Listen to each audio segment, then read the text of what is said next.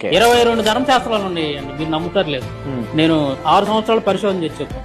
22 ధర్మశాస్త్రాల్లో కనీసం ఒక్క ధర్మశాస్త్రంలో శూద్రుల పట్ల, దళితుల పట్ల మంచిగా రాశారేమని అనుకుంటే ఒక చోట కూడా లేదు. ఎంత దారుణంగా వాళ్ళని దూషించారంటే, వాళ్ళ నీళ్ళ తాగితే పాపం, వాళ్ళు కుండలో తాగి నీళ్లు, ఎంగిలి నీళ్లు తాగితే మీరు ఆ నీళ్లు కడుపులో ఉండగా చచ్చిపోతే మీరు నరకానికి వెళ్ళిపోతారు. మీకు తెలియక పొరపాటున వాళ్ళ కుండలో నీళ్లు తాగితే మీరు వాంతి ఉన్నాయా చూపిమంటారా?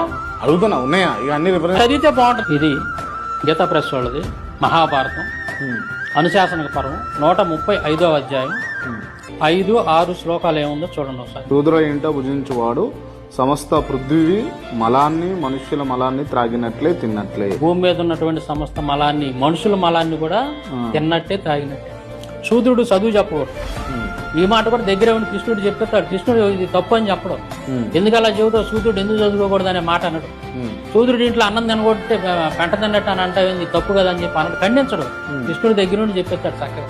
ఏం శూద్రుడు ఏం పాపం చేశాడు నాకు తెలియదు. నేను ఒక చిన్న రిఫరెన్స్ చదివి వినిపిస్తాను ఈ సందర్భంలో. విష్ణు స్మృతి 16వ అధ్యాయం 14వ శ్లోకంలో ఏముంటుందంటే, చండాలు అంటే దళితుల్ని ఊరి పొలిమేరలో నివసించాలి.